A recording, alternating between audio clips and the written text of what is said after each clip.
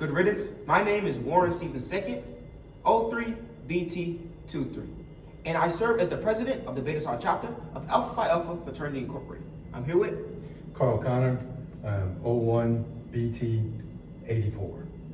Mr. Connor. What do you do? So my wife tells me I'm failing at retirement, but I spent the majority of my career in and around the law and politics. I've had a varied career. So I started out in sciences and then decided to go to law school. Even within the law, after a brief period of strictly practicing law, decided to move on into oil and gas. Okay. And it was in non-legal positions, although everyone who had ever had the job that I had was always a lawyer. Just the value of leveraging the information. Mm-hmm. But it was primarily around the politics of big business. Okay. I was the senior director for government and public affairs. External communications for BP. Okay. And BP is one of the largest oil companies in the world.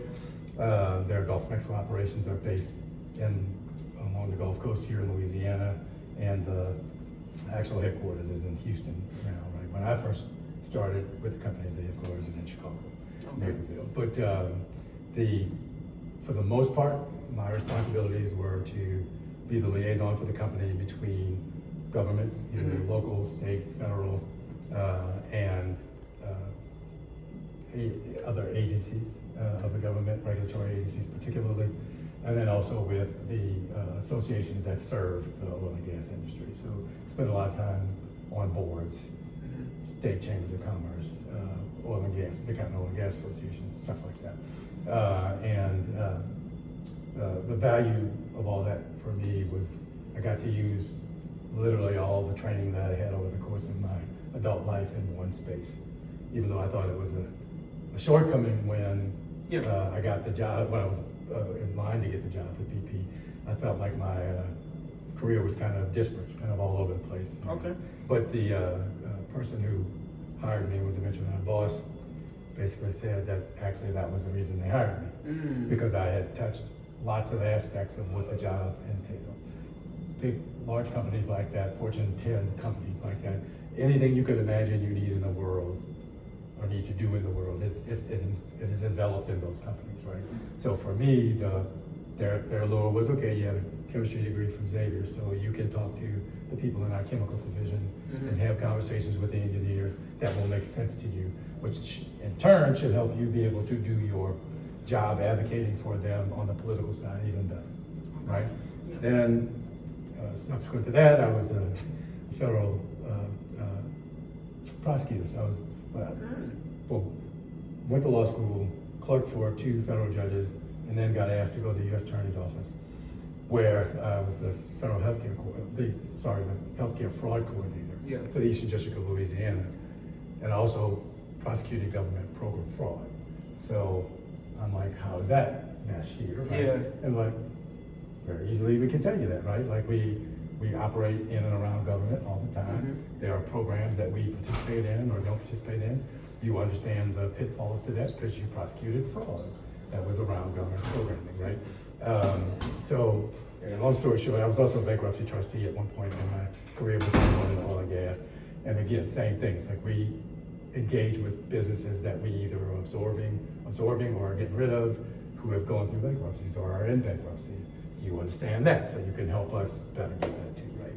So all that fit in, and it was great. I spent 15 years doing that, and it also provided me the opportunity to do public affairs work, which also brought me to a lot of college campuses. Gotcha. And all that stuff, right? So, Real. You kind of gave us a whole list of things.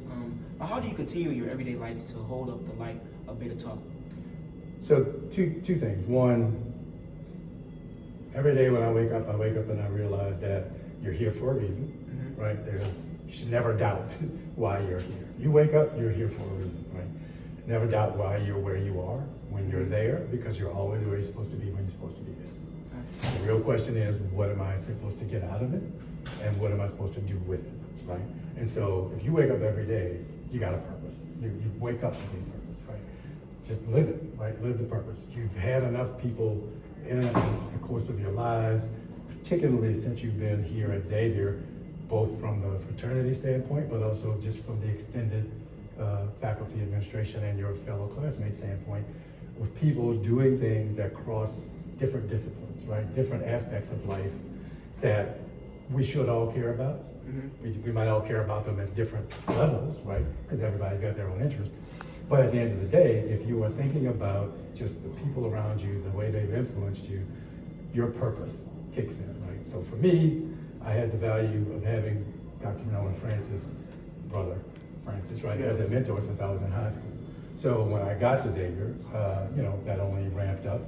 When I pledged, it ramped up even more, right? And in the course of my life, he has been essential to most of the major decisions that I've made in my entire life have been after consultation with him, right?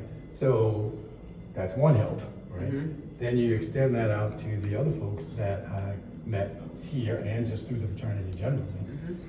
And it's easy to feel the purpose, right? I talk to, through the course of business, Beta Tau alumni often, because they're often in spaces still that intersect with stuff that I do. And even though I retired in 2018, so like I said, my wife tells me I'm failing at it every day. But for me, the most important thing in life is to do something that is not centered on you. Gotcha. Right? Life is about how you impact and how you better other people's paths, right? It's arrogant to think you could better somebody's life just because of you, right? But it is not arrogant to say that I can help create a path that makes it easier for you to get to that better life, right? And so I learned that before I got to Xavier, but it certainly was ingrained in me at Xavier, both through the leadership of Dr. Francis, but the brothers that were here who pushed daily. You're not just here to serve, you're here to lead, right? That changes your aspect of all the things you do going forward, right? Because, it's not that you have to be in charge of everything, but if you look at it from a leader's mindset, even if you're not that person, everything you're doing to support that person is with an eye to if you were that person. How does it value that spot, right? You mentioned a lot of brothers and people, how they have guided you and helped you on your life's journey. Who would you say has been your favorite? So I don't have favorites at anything, to be quite frank, because everybody comes into your life for one reason or another, whether initially you perceive that to be good or bad, right? But at the end of the day, it's the conglomeration of all those people interacting with you that puts you in a space to be who and what you are, right? So to say one over the other would be disingenuous for me, because I wouldn't be anything without all of them. Gotcha. Well, that's it for the interview. Thank you for your time. I appreciate it. Thank you. And don't forget, this is 90, and everything the light touches is ours.